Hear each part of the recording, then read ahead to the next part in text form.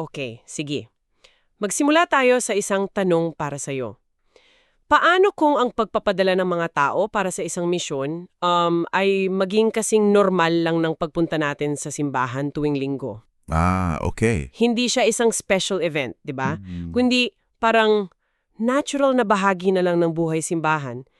Base sa mga materyales na pinag-usapan natin, tatalakay natin ngayon, kung paano binabago ng isang simbahan ang mismong operating system nito. Oo. Mula budget hanggang leadership, para maging isang komunidad na sadyang idisenyo para humayo at magpadala. Eksakto. At yung pinakamalaking pagbabago sa pananaw dito na laging lumalabas sa sources ay yung pag-shift mula sa pagiging mission-minded lang, yung may alam ka lang tungkol sa misyon, Aware ka lang. aware ka lang, tama, patungo sa pagiging mission-shaped, hinuhubog ka mismo ng misyon. Malaki ang pinagkaiba niyan. Kasi hindi ito tungkol sa pagdagdag ng missions department. Hindi lang isa pang committee. Hindi. Ito ay yung pag-embed ng mission sa mismong DNA ng simbahan. At titingnan natin kung bakit ang inspirasyon, gaano man yan katindi, ay hindi pala sapat. Alam mo yan. Yan yung tumatak talaga sa akin na hindi sapat ang inspirasyon lang. Kasi may inilarawan sa isang source, isang eksena na parang familiar sa marami sa atin. Oo. Isipin mo to, worship service. Sobrang taas ng emosyon, lahat ng kamay nakataas, may umiiyak pa habang nagpe-pray para sa mga bansa. Ramdam na ramdam mo. Oo, damdam mo yung passion. Pero pagdating ng Lunes, wala. Balik sa dati! Back to normal. Ang tawag nga dito sa material ay passion that has no place to land. Parang apoy na walang sinusunong. At dyan mismo pumotrasok yung kahalagahan ng istruktura. May isang linyang napakalakas doon. What is not structured eventually dissipates. Nawawala lang. Nawawala lang. Ang inspirasyon parang apoy yan eh. Maganda, pero kung walang sisidlan, kung walang panggatong, mamamatay din. Kung walang sistema, sa budget, sa training, sa leadership, ang misyon, nagiging depende na lang sa Sagana ng tao. sagana o sa karisma ng isang pastor. Nagiging event lang, hindi isang lifestyle. So ang sinasabi pala ng mga materials, hindi yung puso ang kulang. Ang kulang ay yung blueprint. Tumpak. Yung mga daanan, kumbaga kung saan dadaloy yung passion na yon. Tumpak na tumpak. At ang ginagamit nilang pinakamalaking modelo, si Jesus mismo. Nagbigay siya ng inspirasyon sa libo-libo, pero pinigyan niya ng estruktura yung 12. Ah, tama. Pinili niya sila, sinanay niya sila for 3 years, pinadala niya sila dala-dalawa. May specific instructions pa. May specific instructions, so laging magkasama ang inspirasyon at ang design. Hindi pwedeng iiwalay. At dito napapasok yung tanong na parang sampal sa realidad. Ang misyon ba ay DNA o dekorasyon? May isang analohiya dun na medyo masakit, pero totoo, di ba? Oo, yung sa Christmas decor. Yun nga na sa maraming simbahan, ang misyon parang Christmas decor.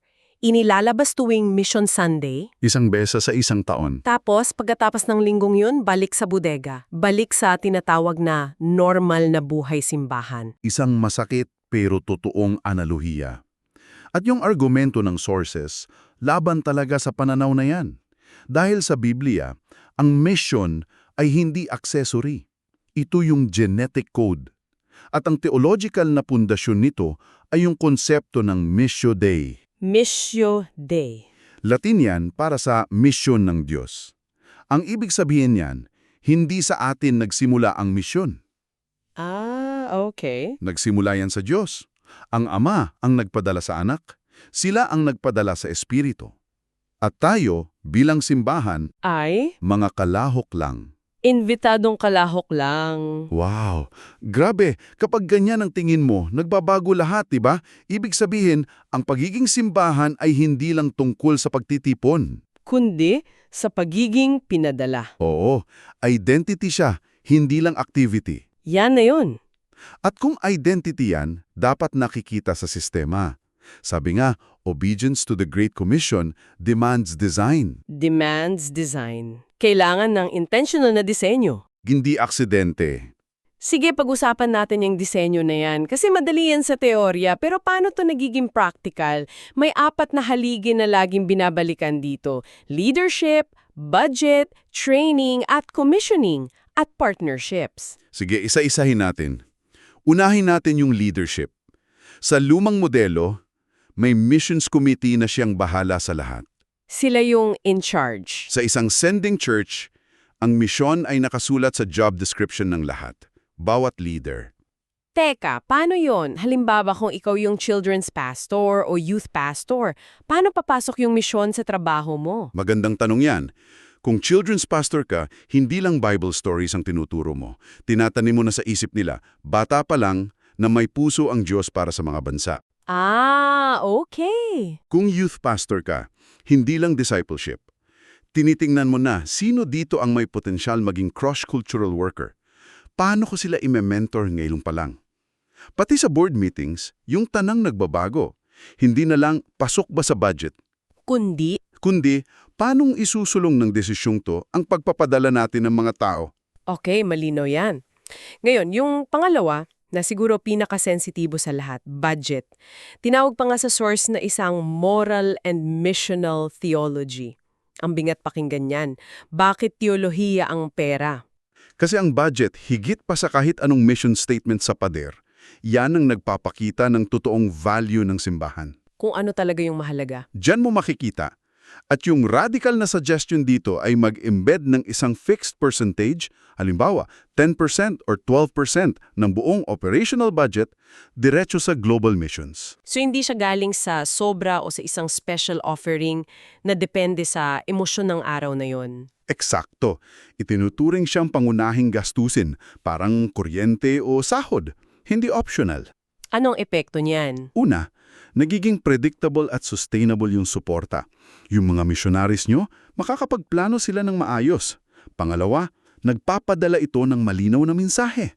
Seryoso tayo dito, priority to. Okay, so naayos na yung leadership at budget, parang utak at dugo ng misyon.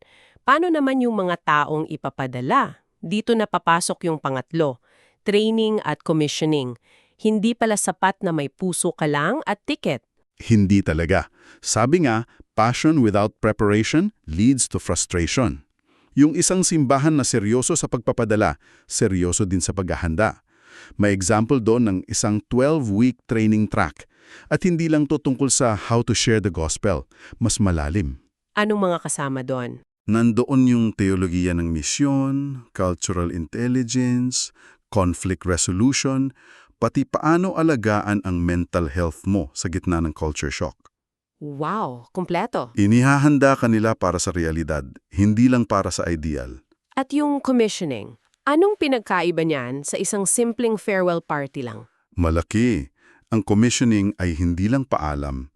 Ito ay isang sagradong pagtatalaga, parang yung sa Acts 13.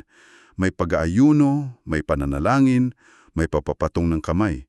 Isa siyang tipan, kumbaga. Isang covenant. Oo. Sinasabi ng simbahan, kinakatawan mo kami. At sinasabi ng ipinapadala, mananagot ako sa inyo. May relasyon, may commitment. Leadership, budget, training. Pang-apat at panghuli, partnerships over projects. Ano ba talaga ang pinagkaiba niyan? Kasi parang pareho lang pakinggan minsan. Ang mga proyekto, kadalasan, panandalian. Transactional. Magpapadala ng team, magpipintura, tapos na. Uwi na. Ang partnerships, pangmatagalan. Relational.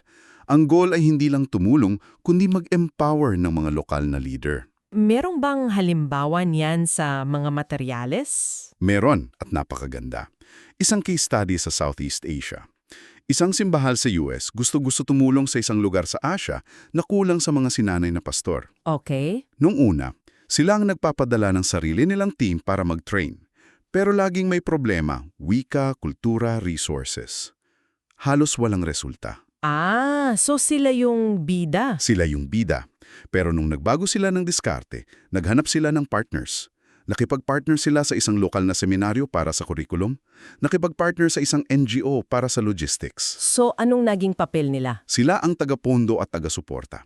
Ang resulta, Na-triple yung bilang ng mga pastor na na-train nila sa loob lang ng isang taon. Wow! Yan ang power ng partnership. Hindi kami ang tutulong sa inyo, kundi paano tayo magtutulungan. Ang ganda niyan. Pero alam mo, habang pinapakinggan ko lahat to, leadership, budget, training, partnerships, parang nakakalula. Oo. Kung ikaw yung pastor na nakikinig ngayon, saan ka magsisimula? Parang ang daming babaguhin. At yan mismo ang tinutugunan ng huling bahagi. Merong silang practical na tool. Ang tawag ay Missional Systems Audit. Parang isang medical check-up para sa simbahan. Okay, paano yan gumagana? Simple lang. Tinitingnan mo yung bawat sistema nyo, budget, leadership, preaching, at nire-rate mo from 1 to 5. 1 kung wala talagang alignment sa misyon, 5 kung fully embedded na. Okay. Ang goal ay hindi para maging perfecto, kundi para makita kung nasaan yung mga gaps. Saan tayo malakas sa inspirasyon, pero mahina sa estruktura.